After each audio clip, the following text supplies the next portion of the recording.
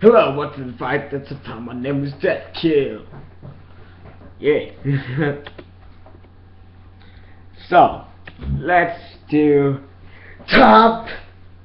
Yeah, this is gonna happen. Top 15 urban legends. Yeah. So, let's do it. Number 15 is, well, all of you should know this. And for me, it's not scary at all. Squidward suicide. Ask why I do this.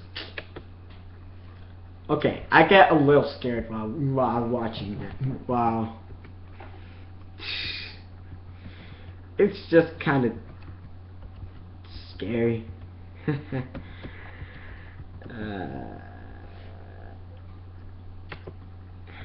Okay, this is the story. I just want to start off by saying if you want an answer at the end, prepare to be disappointed. There just isn't one. So this is a guy from the internet at Nickelodeon Studios for a year in 2005 for his degree in animation. And this is what happens. It wasn't paid, of course. Most internships aren't, but it did have some perks beyond education. To adults, it might not seem like a big one, but most kids at the time would go crazy over it. Now, since I worked directly with editors and animators, I got to view the new episodes days before they aired. I'll get right to it without giving too many unnecessary details. They had very recently made the SpongeBob movie, and the entire staff was somewhat sapped of creativity, so it took them longer to start up the season. But the delay lasted longer for more upsetting reasons. There was a problem with the series for a premiere that set everyone and everything back for several months. Me and two other interns were in the editing room, along with the lead animators and the sound editors for the final cut. We received a copy that was supposed to be Fear of a Krabby Patty, and gathered around the screen to watch.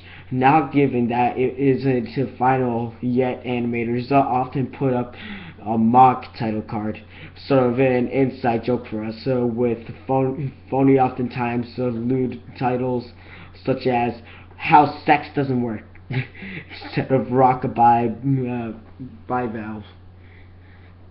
When SpongeBob and Patrick adopt a sea scallop. Nothing particularly funny, but work-related chuckles. So when we saw the title card, Squidward Suicide, we didn't think it more than a morbid joke. One of the interns did a small throat laugh at it. The happy-go-lucky music plays as is normal. The story began with Squidward practicing his clarinet, hitting a few sore notes like normal. We hear SpongeBob laughing outside, and Squidward stops, yelling at him to keep it down as he has a concert that night and needs to practice. SpongeBob says okay and goes to see Sandy with Patrick. The Bubbles splash screen comes up and we see the ending of Squidward's concert. This is when things begin to seem off. While playing, a few frames repeat themselves, but the sound doesn't. At this point, sound is synced up with animation, so yes, that's not common. But when he stops playing, the sound finishes, as if the skip never happened. There's a slight murmuring in the crowd before they begin to boo him. Not normal cartoon booing that is common in the show, but you could very clearly hear malice in it. Squidward's in full frame and looks visibly afraid. The shot goes to the crowd, with SpongeBob in the center frame, and he too is booing, very much unlike him. That isn't the oddest thing, though. What is odd is everyone had hyper-realistic eyes, very detailed, clearly not shots of real people's eyes, but something a bit more real than CGI. The pupils were red. Some of us looked at each other, obviously confused. Since we weren't the writers, we didn't question its appeal to children yet. The shot goes to Squidward. He's sitting on the edge of his bed, looking very forlorn. The view out of his porthole window is of a night sky, so it isn't very long after the concert. The unsettling part is, at this point, there's no sound. Literally no sound. Not even the feedback from the speakers in the room. It's as if the speaker were turned off, though their status showed them working perfectly. He just sat there, blinking, in the silence for about 30 seconds. And then he started to sob softly. He put his hands, tentacles, over his eyes and cried quietly for a full minute more. All the while, the sound in the background very slowly growing from nothing to barely audible. It sounded like a slight breeze, though a forest. The screen slowly begins to zoom in on his face. By slow, I mean it's only noticeable if you look at shots 10 seconds apart, side by side. His sobbing gets louder, more full of hurt and anger. The screen then twitches a bit, as if it twists in on itself. For a split second, then back to normal. The wind through the trees sound gets slowly louder and more severe, as if a storm is brewing somewhere. The eerie part is the sound, and Squidward's sobbing sounded real, as if the sound wasn't coming from the speakers, but as if the speakers were holes. The sound was coming through from the other side. As good a sound as the studio likes to have. They don't purchase the equipment to be that good to produce sound of that quality. Below the sound of the wind and sobbing, very faint, something sounded like laughing. It came at odd intervals and never lasted more than a second. So you had a hard time spinning it. We watched this show twice. So pardon me if things sound too specific, no, but I've had time to think about them. After 30 seconds of this, the screen blurred and twitched violently, and something flashed over the screen as if a single frame was replaced. The LED animation editor paused and rewound frame by frame. What we saw was horrible. It was a still photo of a dead child. We couldn't have been more than 6. The face was mangled and bloodied. One eye dangling over his upturned face popped. He was naked down to his underwear. His stomach crudely cut open, and his entrails laying beside him. He was laying on some pavement that was probably a road. The most upsetting part was that there was a shadow of the photographer. There was no crime tape, no evidence tags or markers, and the angle was completely off for a shot designed to be evidence. It would seem the photographer was the person responsible for the child's death. We were, of course, mortified, but pressed on, hoping that it was just a sick joke. The screen flips back to Squidward, still sobbing, louder than before, half body and frame. There was now what appeared to be blood running down his... They interrupted me at a bad time. How do we get this call?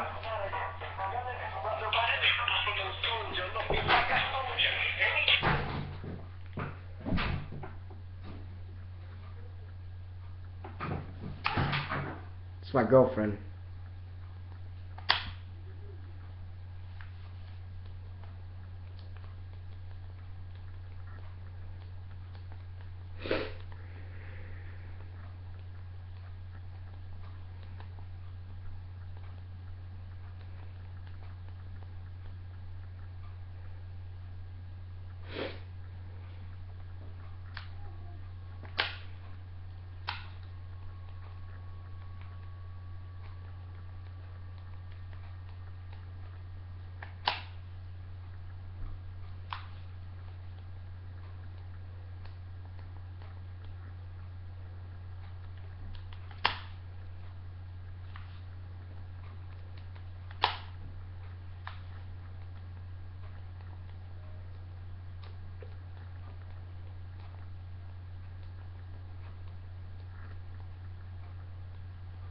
Yeah, if my baby is asking me why did I go to the hospital, I don't want her to worry. I keep some stuff away from her. It's only because I don't want to make her sad. I want to make her happy. So sorry that interrupted the story. Anyway, let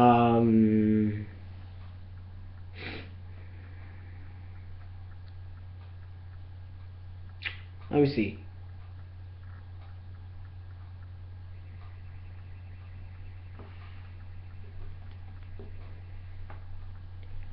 Where were we? I'm so sorry. I'll answer her no matter what, even in this. Yeah, there was now what appeared to be blood running down his face from his eyes. The blow was also done in a hyper-realistic style, looking as if you touched it, you'd get blood on your fingers.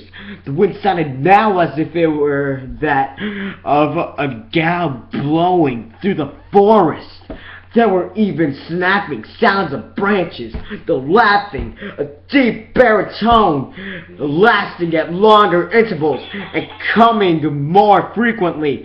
After about 20 seconds, the screen again twisted and showed a single frame photo.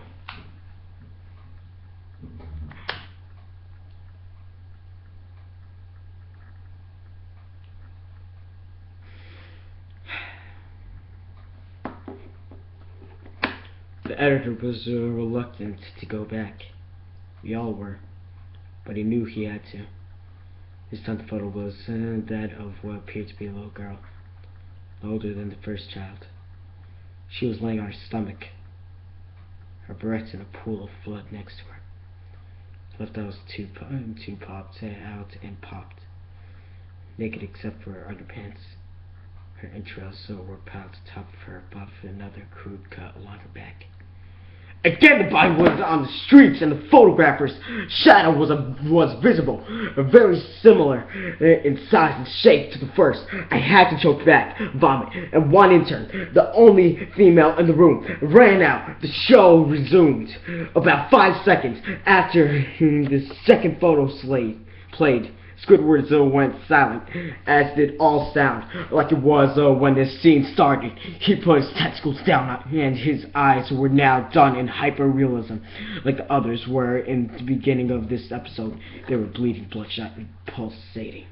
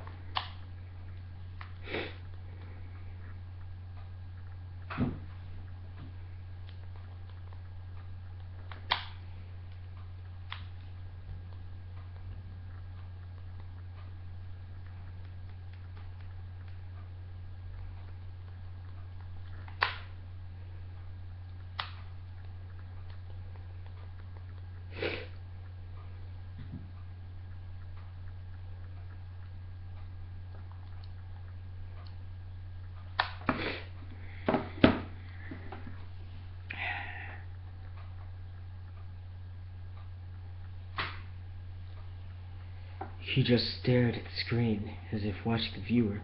After about 10 seconds, he started sobbing, this time not covering his eyes. The sound was piercing and loud, and most fear-inducing of all is this. His sobbing was mixed with screams. Tears and blood were dripping down his face at a heavy rate. The wind sound came back, and so did the deep voice laughing. And this time, the still photo lasted for a good 5 frames. The animator was able to stop it on the 4th and backed up. This time the photo was of a boy about the same age, but this time the scene was different. The entrails were just being pulled out from a stomach, wound by a large hand, the right eye popped and dangling, blood trickling down. The animator proceeded. It was hard to believe, but the next one was different, but we couldn't tell what. She went on to the next. Same thing. She went back to the first and played them quicker, and I lost it. I vomited on the floor. The animating and sound editors gasping at the screen. The 5 frames were not as if they were 5 different photos. They were played out as if they were frames from a video. We saw the hand slowly lift out the guts. We saw the kid's eyes focus on it. We even saw 2 frames of the kid beginning to blink. The lead sound editor told us to stop. He had to call in the creator to see this. Mr. Hillenberg arrived within about 15 minutes. He was confused as to why he was called down here. So the editor just continued the episode once the few frames were shown, all screaming, all sound again. Stop! Squidwards was just staring at the viewer, full frame of the face, for about 3 seconds. The shot quickly panned out and a deep voice said, "Do it." And we see in Squidward's hand a shotgun. He immediately puts the gun in his mouth and pulls the trigger. Realistic blood and brain matter splatters the wall behind him and his bed, and he flies back with the force. The last 5 seconds of this episode shows body on bed on his side, one eye dangling on what's left of his head, on the floor, staring blankly at it. Then the episode ends. Mr. Hillenberg is obviously angry at this. He demands to know what the heck was going on. Most people left the room at this point, so it was just a handful of us to watch it again. Viewing the episode twice only served to imprint the entirety of it in my mind and caused me horrible nightmares. I'm sorry I stayed. The only theory we could think of was the file was edited by someone in the chain from the drawing studio to here. The CTO was called and analyzed when it happened. The analysis of the file did show it was edited over by new material. However, the timestamp of it was a mere 24 seconds. Before we began viewing it, all equipment involved was examined for foreign software and our hardware as well as glitches. As if the timestamp may have glitches and showed the wrong time, but everything checked out fine. We didn't know what happened, and to this day nobody knows. There was an investigation due to the nature of the photo, but nothing came of it. No child scene was identified, and no clues were gathered from the data involved, nor physical clues in the photos. I never believed in unexplainable phenomenon before, but now that I have something happen and can't prove anything about it beyond anecdotal evidence, I think twice about things. Pretty fucked up story, isn't it? This is number 15. You'll hear the other episodes and you'll hear the others in parts. Yeah, I'm gonna do them in parts because this actually took me a while to read the whole thing. And there's a video for, you go creepypasta.wiki.com. I'll put it like right here. So yeah, in the next video.